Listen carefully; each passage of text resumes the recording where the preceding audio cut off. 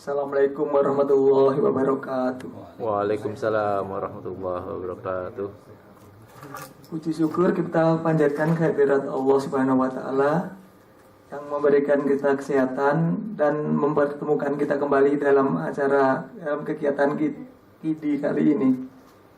Salawat dan salam kita semoga tercurah ke junjungan kita Rasulullah SAW yang menjadi teladan kita hingga akhir zaman. Untuk kajian kali ini telah hadir Ustadz Rizky Firmansyah yang akan memaparkan tema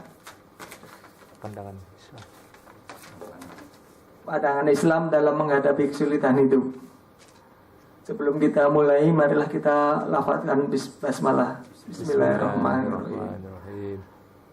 Untuk kegiatan ini kita sampai 1:30, Ustaz. Ya, kira-kira 5-10 menit terakhir buat tanya jawab kalau ada. Selanjutnya kepada Ustaz saya persilakan. Bismillahirrahmanirrahim. Assalamualaikum warahmatullahi wabarakatuh. Waalaikumsalam warahmatullahi wabarakatuh. Alhamdulillahilladzi an'ama alaina bi ni'matil imani wal islam. Assalatu wassalamu ala khairil bariyah, khairul anam, rasulina wa habibina wa syafi'ina wa maulana Muhammad sallallahu alaihi wa ala alihi wa ashabihi wa barik wa sallim. Amma ba'd. Bapak, Ibu, hadirin hadirat, ma'asyiral muslimin yang dirahmati oleh Allah Subhanahu wa taala. Puji syukur tak henti-hentinya kita ucapkan, kita lantunkan kehadirat Allah Azza wa Jalla Rabbul Jalal, yang mana pada siang hari ini kita bisa dipertemukan di tempat ini, alhamdulillah dalam keadaan sehat walafiat. Dan tentunya nikmat yang paling besar yang Allah masih berikan di hati kita adalah nikmat keimanan dan keislaman yang masih terpatri, masih menetap terus di dalam hati kita. Karena nikmat ini sudah banyak yang tergadaikan. Nah, oleh karena itu, ketika Allah masih memberikan nikmat itu kepada kita, maka kita wajib mensyukurinya. Selanjutnya, salawat dan salam tak lupa pula kita aturkan kepada manusia paling agung, panutan kita, tuntunan kita, Rasulullah Muhammad sallallahu alaihi wa alihi wasallam, beserta keluarga, sahabat, dan pengikutnya hingga akhir zaman. Bapak, Ibu, hadirin hadirat yang dirahmati oleh Allah Subhanahu wa taala. Saya duduk di depan Bapak Ibu bukan berarti saya lebih baik, ya. Karena kemarin saya diminta untuk bisa membawakan sedikit nasihat-nasihat keislaman oleh Al-Ustaz Zulfikarullah. Nah, Bapak Ibu yang dirahmati oleh Allah, pepatah mengatakan tak kenal maka tak sayang. Atau dalam bahasa Arabnya sering mereka orang-orang Arab mengatakan ta'arafu tahabbu. Saling kenal mengenallah kalian, maka kalian akan saling mencintai. Ya, mencintai di sini dalam makna luas, ya, bukan hanya makna antara laki dan perempuan, tapi antara makhluk hidup yang bernama manusia. Ketika mereka sudah saling mengenal, maka mereka niscaya akan saling mencintai, ya. Tapi banyak kasus yang terjadi seperti sekarang ini, misalnya kasus Mirna dan Jessica. Orang mengatakan itu ada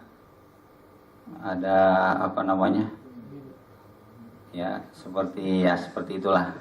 Nah, itu cinta mencintai yang salah. Makanya dalam Islam itu cinta mencintai ada koridornya. saling menasihati kebaikan, saling menjaga atas keburukan yang dilakukan. Baik, biodata saya secara singkat ini. Nama saya Rizky Firmansyah. Ada email, ada nomor telepon, itu bisa di WA. Ya, ada juga PIN BB. Nggak muncul PIN BB-nya. Nah, ya saya sekarang bekerja sama seperti Bapak Ibu di karyawan juga ya. Karyawan, kalau orang bilang karyawan Tuhan. Jadi saya bekerja di Kementerian Agama Jakarta Selatan.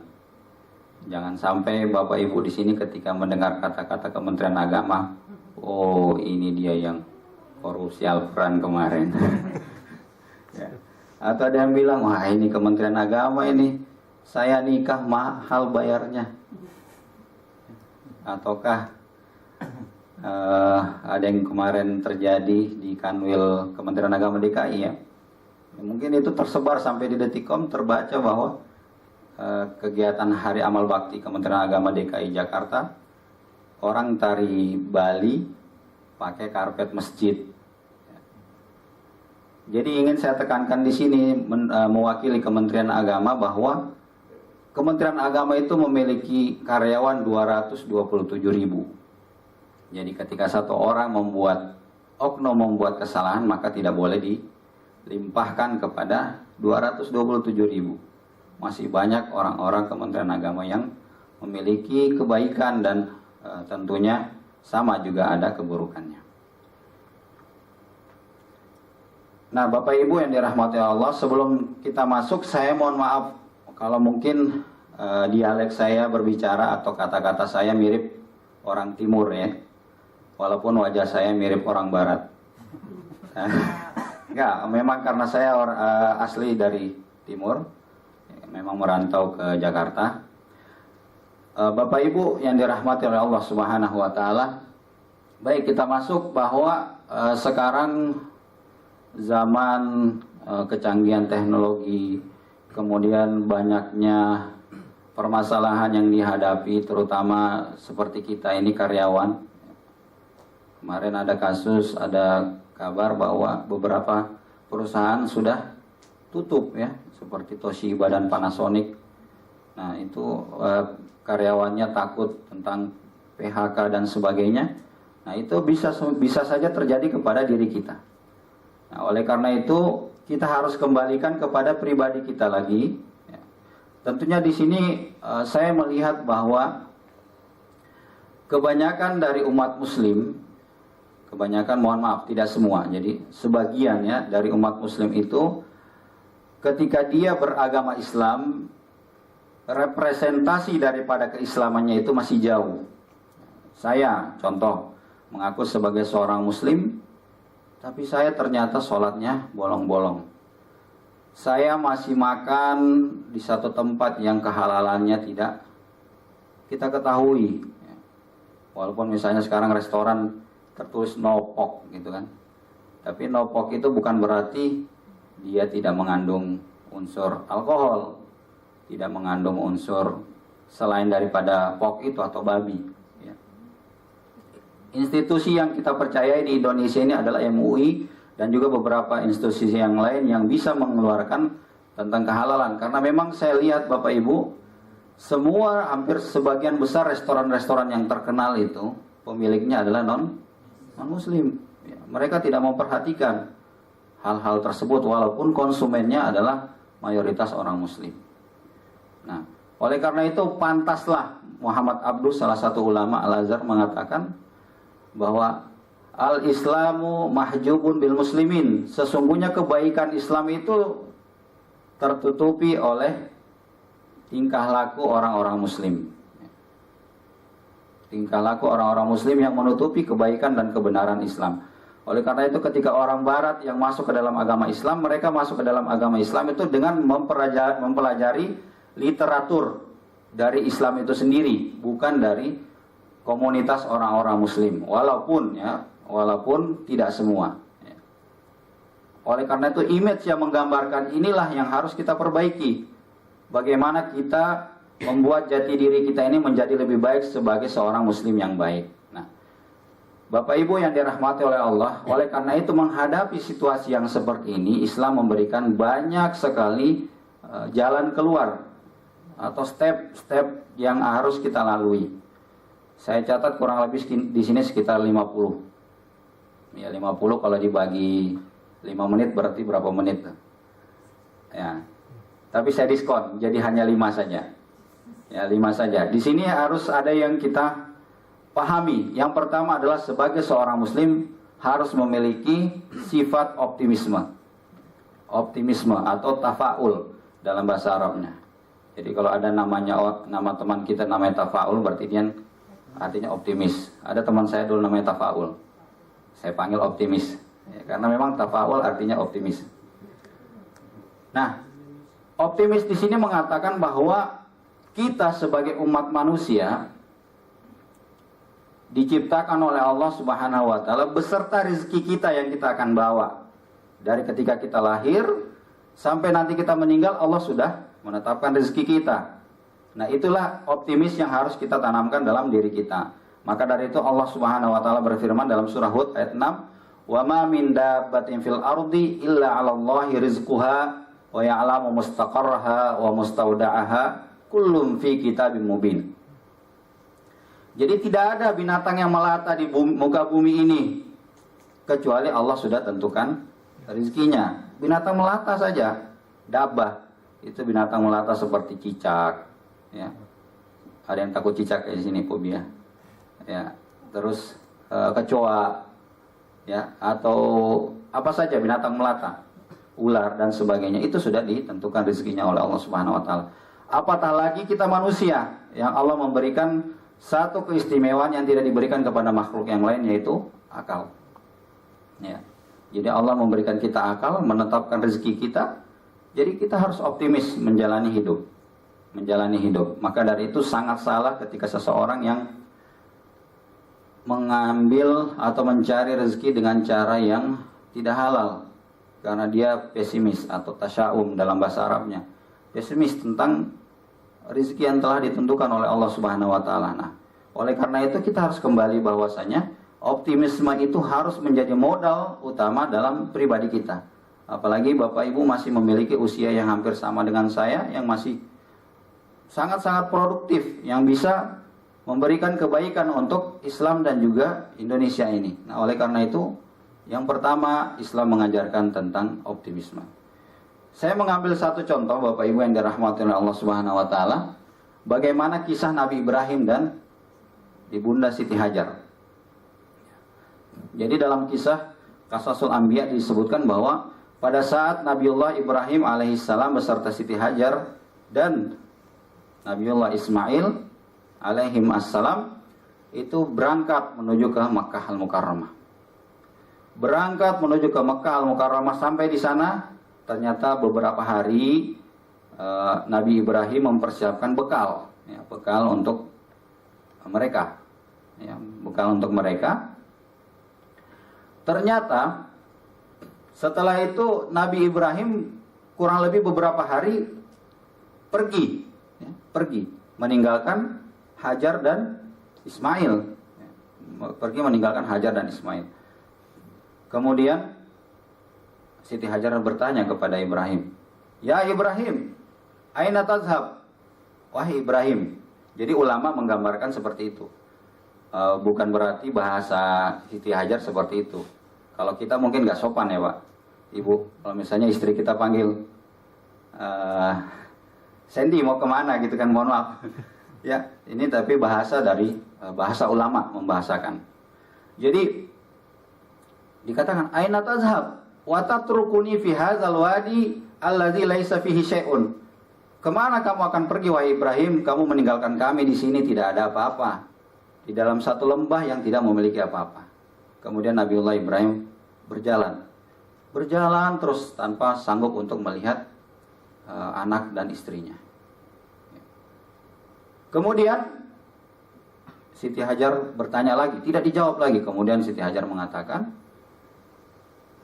Allahu amaraka bihaza ya Ibrahim, apakah Allah yang memerintahkanmu untuk melakukan hal ini wahai Ibrahim? Kemudian Nabiullah Ibrahim berkata, "Na'am.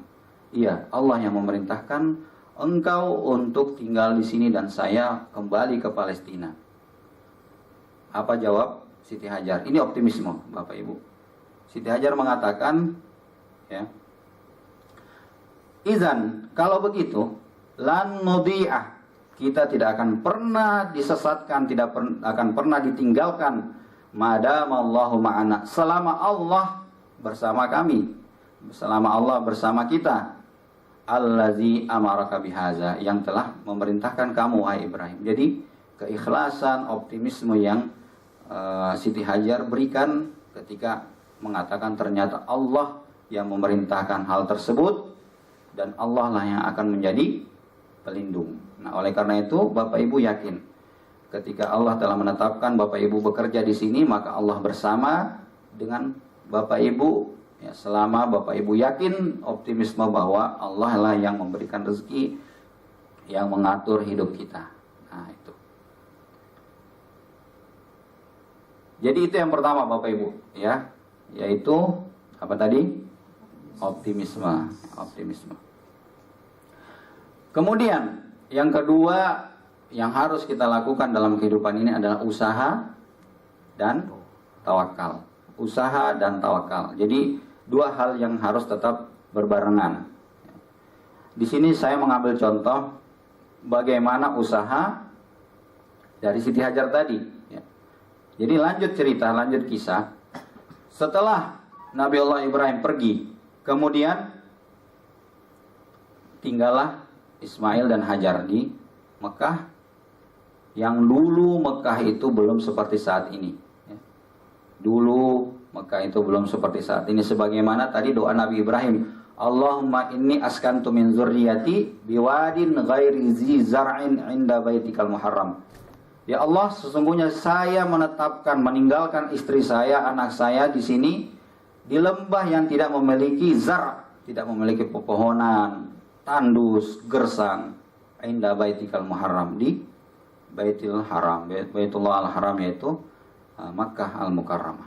Nah, gambaran seperti itu. Bagaimana Siti Hajar dan Ismail bisa hidup sementara Ibrahim sudah pergi? Ya. Setelah selang beberapa hari bekal sudah habis, ternyata air susu daripada Hajar telah kering. Kemudian Ismail mulai menangis. Ya, Nabiullah Ismail mulai menangis, haus, lapar. Haus dan lapar. Apa yang dilakukan oleh Siti Hajar? Dia meninggalkan Ismail di dekat Ka'bah. Kemudian dia lari menuju ke Safa. Lari menuju ke Safa dengan harapan di sana ada air. Karena terlihat seperti ada fata morgana, atau orang mengatakan bahwa mudah-mudahan ketika dia menuju ke Safa bisa melihat kafilah atau kabilah yang melintasi Mekah. Tidak dapat, kemudian dia lari lagi menuju ke Marwah. Begitu terus sampai berulang-ulang kali usaha yang dilakukan oleh Siti Hajar. Jarak dari Safa menuju Marwah kurang lebih sekitar 450 meter. Jadi kurang lebih setengah kilo. Ya, berjalan 7 kali, itulah usaha yang dilakukan oleh Siti Hajar. Ya, usaha yang dilakukan oleh Siti Hajar. Nah, Bapak Ibu, kita bisa membayangkan bagaimana kondisi pada saat itu, panas, terik, dan gersang. Kalau sekarang kondisi Mekah berbeda, ya. Kondisi Mekah sekarang seperti orang bilang kayak Las Vegas. Ya, sampai ada yang sudah pernah umrah atau haji di sini. Jadi kalau sekarang kita panas di luar, masuk ke Zam-Zam dingin, ya. Atau panas kita masuk ke Hilton adem, ya. Malah orang sekarang umrah atau haji lebih banyak di tawaf di mallnya daripada tawaf di Ka'bah.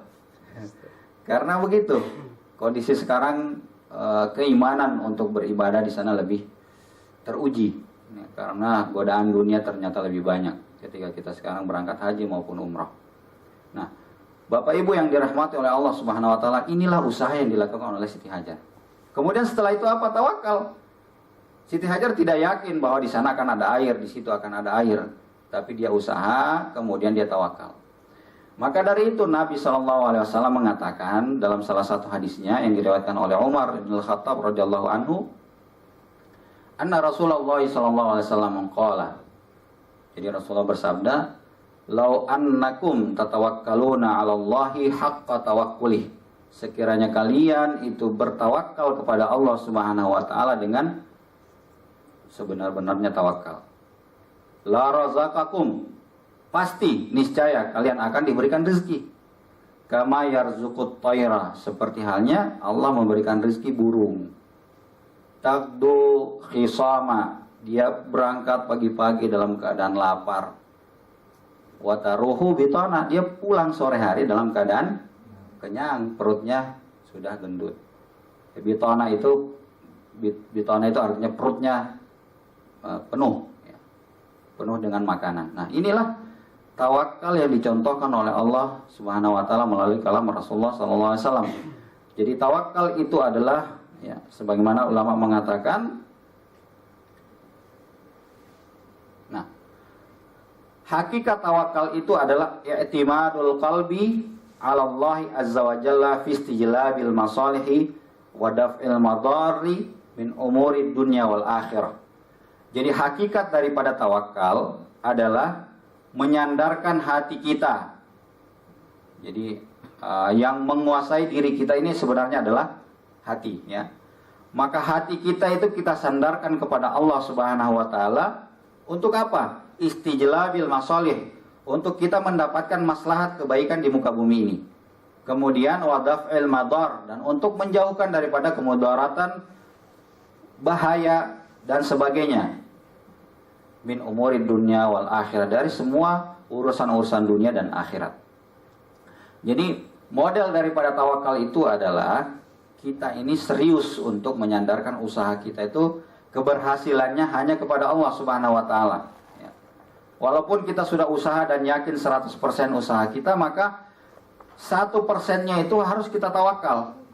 99% kita yakin, maka 1%-nya adalah tawakal.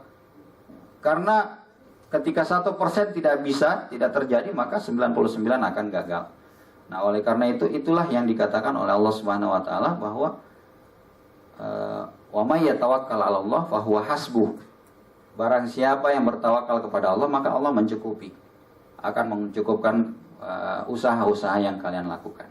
Nah, jadi poin yang kedua ini, Bapak Ibu yang dirahmati oleh Allah Subhanahu wa taala,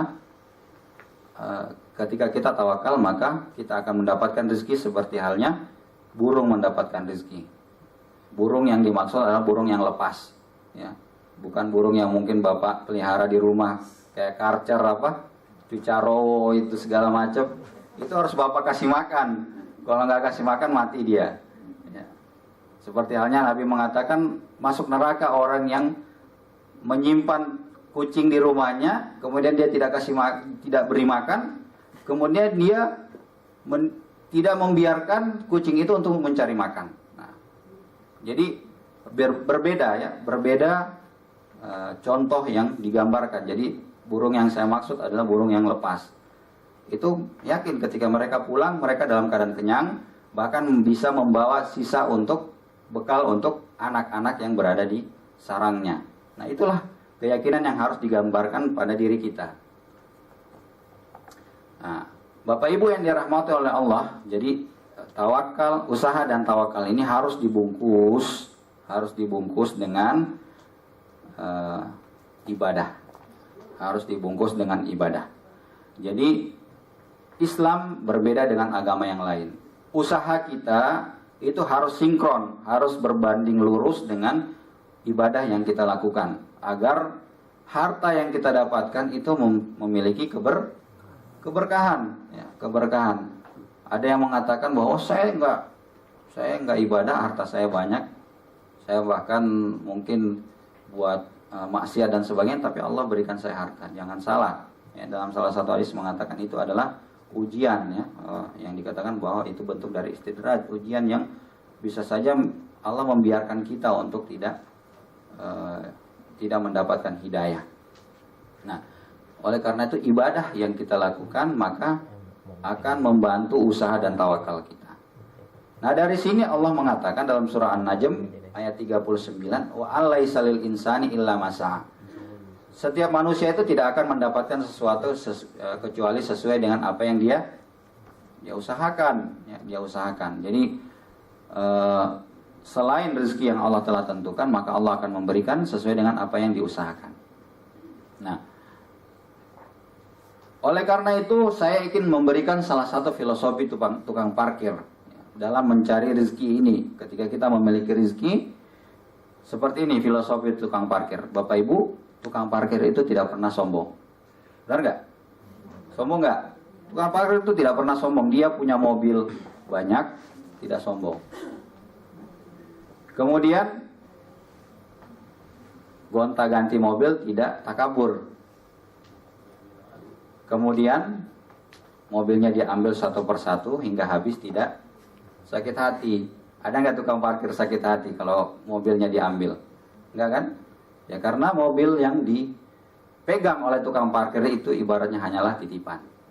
Titipan. Jadi ya kalau kita merasa harta kita ini adalah titipan, maka ketika diambil maka tidak akan sakit hati.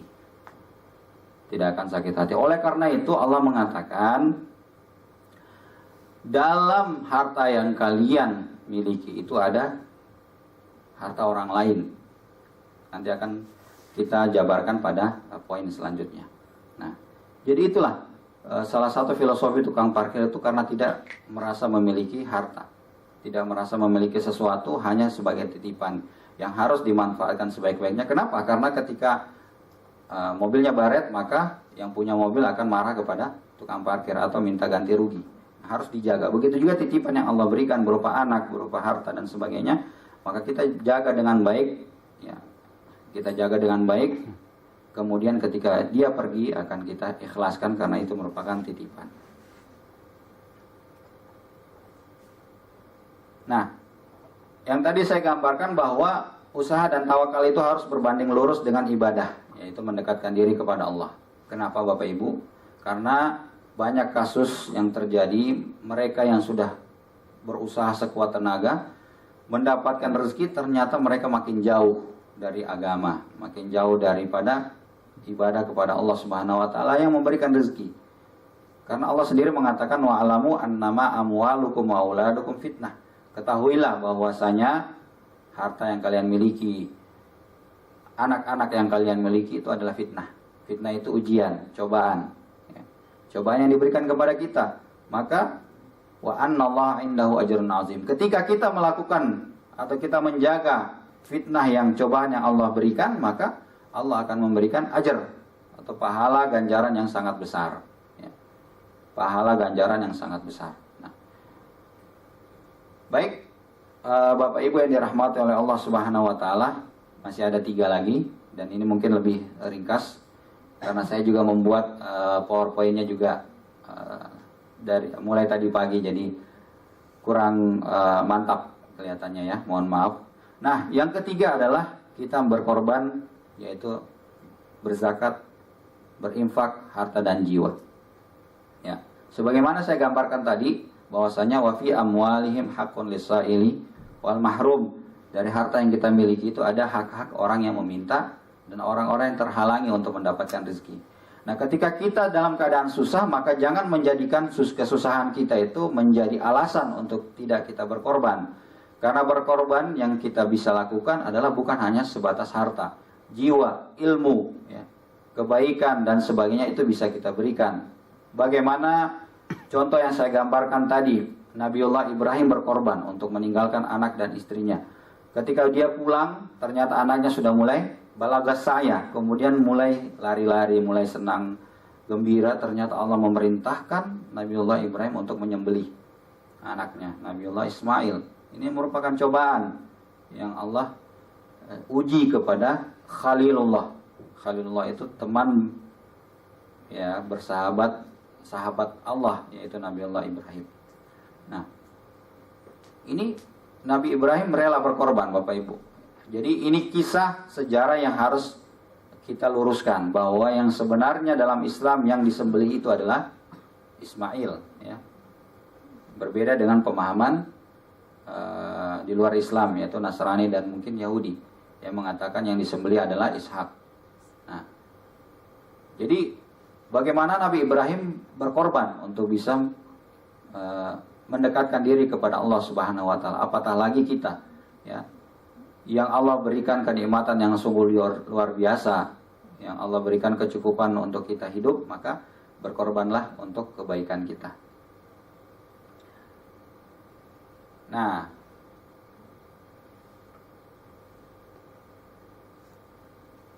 kemudian yang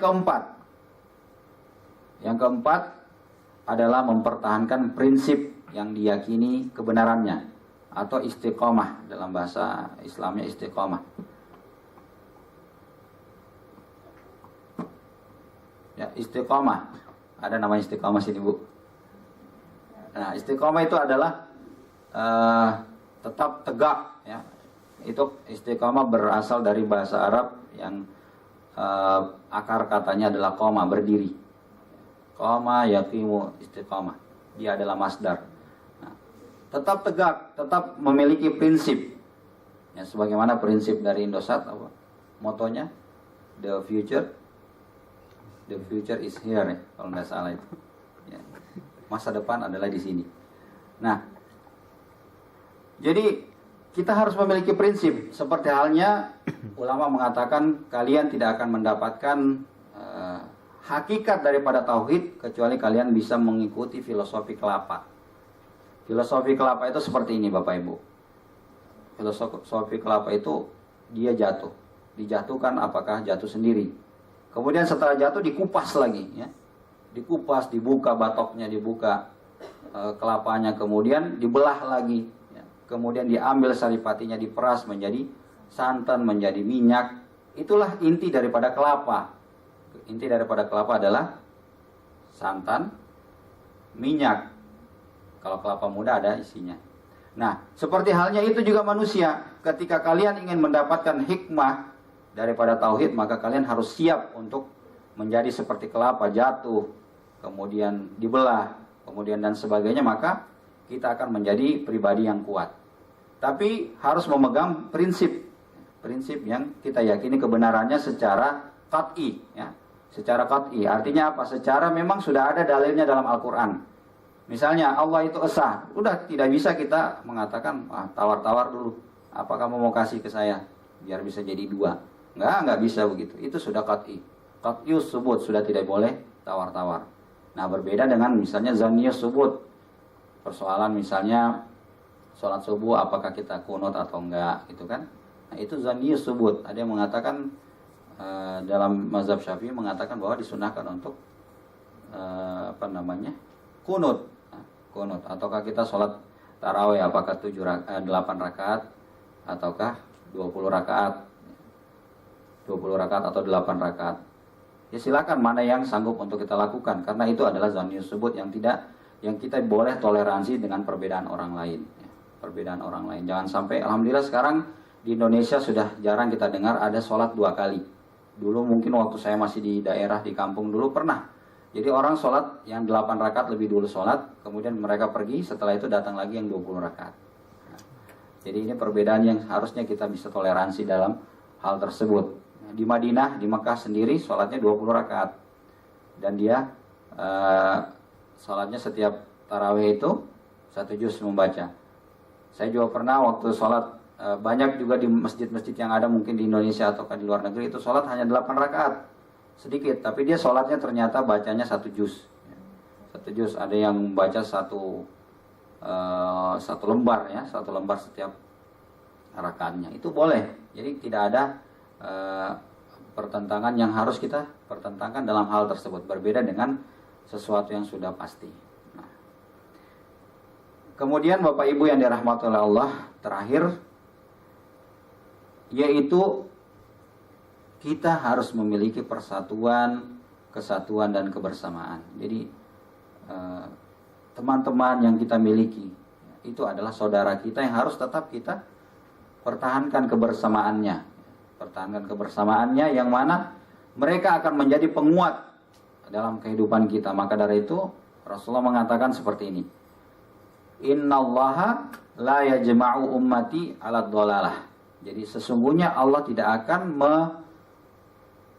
gabungkan, mempertemukan umatku itu dalam kesesatan. Jadi misalnya ada satu kelompok umat Islam yang besar, maka tidak mungkin Allah akan memberikan kesesatan kepada mereka. Yadullahi ma'al jamaah. Sesungguhnya tangan Allah itu bersama jamaah. Lindungan Allah itu bersama jamaah. Ya, wa man syazza ilan nar. Barang siapa yang ragu, maka dia akan ragu menuju ke neraka.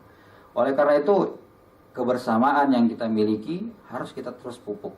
Nah, ini adalah kunci terakhir yang bisa menguatkan kehidupan kita di dunia.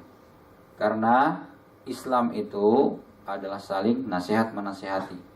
Ketika kita memiliki teman, maka teman itu memiliki fungsi untuk menasihati kita, mengingatkan kita. Maka dari itu Nabi mengatakan unsur akhaka zaliman aw mazluman. Ya. Unsur itu lindungi atau menangkanlah temanmu itu baik dalam keadaan zalim, dalam keadaan dia berbuat zalim atau dia dizalimi.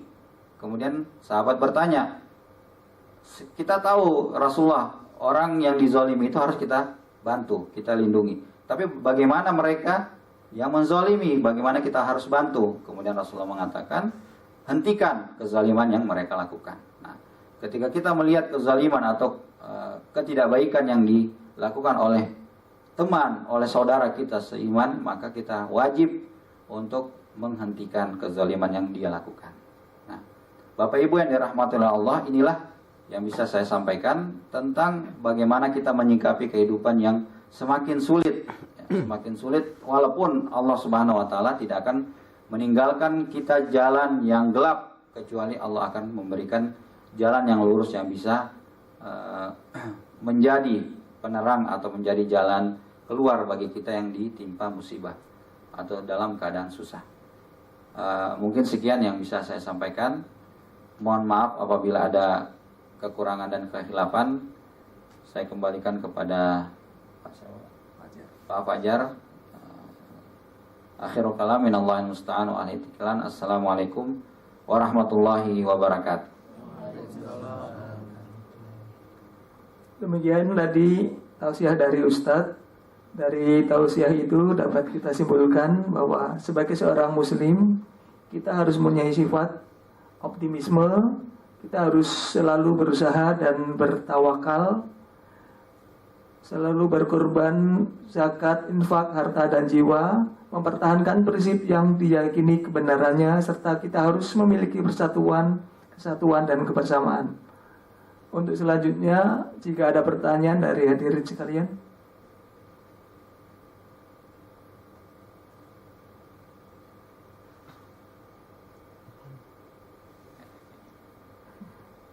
Ada pertanyaan dari Iwan mohon awatnya.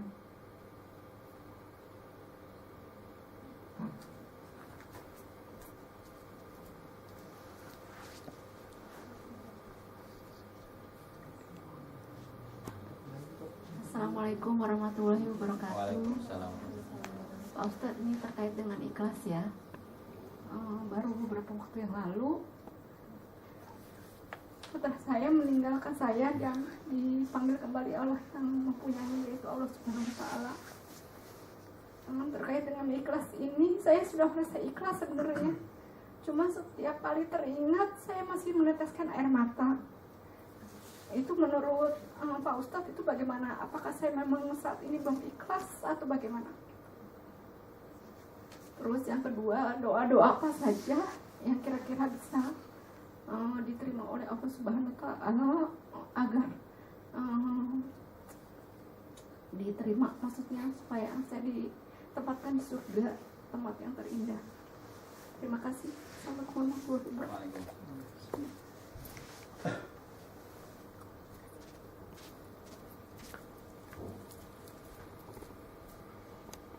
Ya, saya langsung jawab mungkin Bu ya. Jadi manusia itu diberikan namanya, kalau bahasa Arab namanya gariza. Gariza itu perasaan.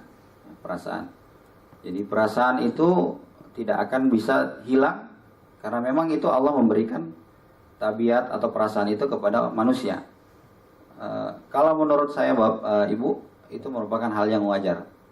Nabi sendiri ketika selesai daripada perang Uhud, Bapak Ibu pernah baca, pernah mungkin mendengar bagaimana paman beliau, yaitu Asadul Islam atau Asadullah, yaitu Hamzah bin Abdul Muttalib, dibunuh pada saat itu.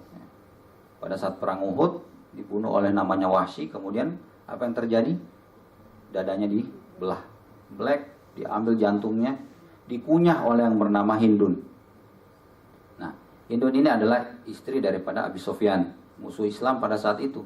Tapi di akhir Islam, di akhir kehidupan Rasulullah, ternyata Abi Sufyan dan Hindun ini masuk ke dalam agama Islam.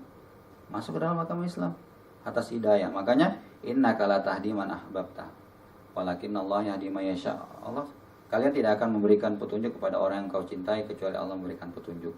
Nah, ternyata Abi Sufyan dan Hindun diberikan petunjuk untuk masuk ke dalam agama Islam. Apa yang terjadi, Ibu? Ketika Hindun datang kepada Rasulullah, Rasulullah sambut, tapi beliau tidak melihat kepada Hindun. Tidak melihat. Dia nggak melihat. Karena dia masih merasa sakit. Sakit, pamannya diperlakukan seperti itu. Jadi itu hal yang wajar. Akan tetapi, jangan sampai hal itu menghilangkan rasionalitas kita.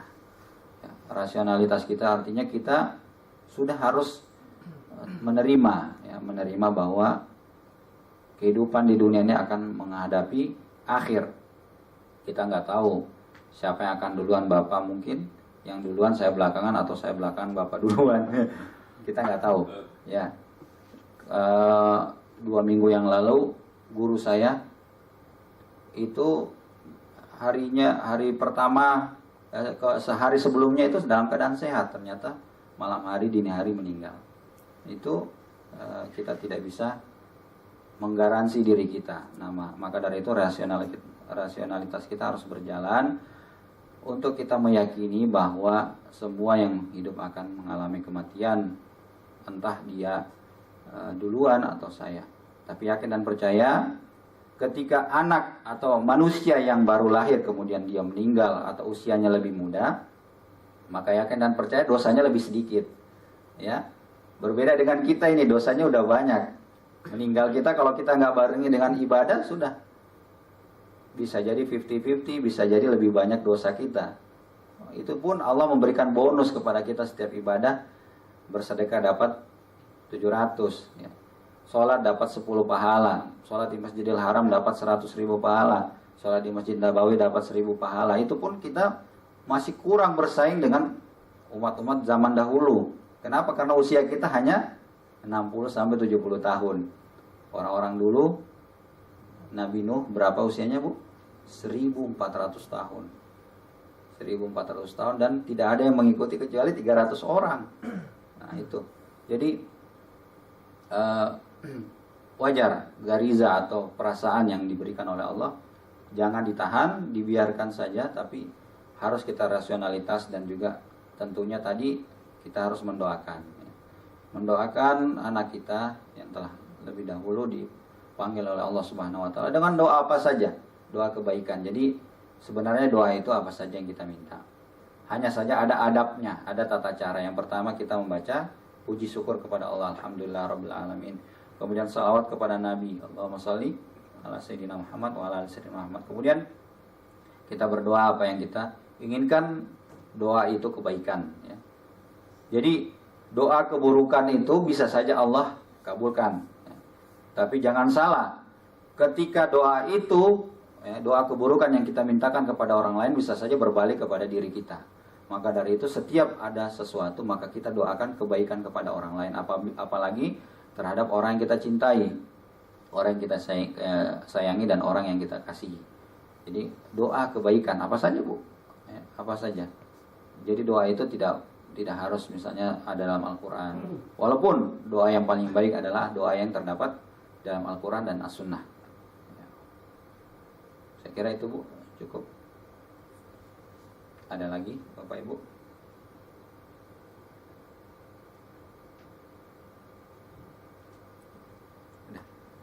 Masih ada pertanyaan dari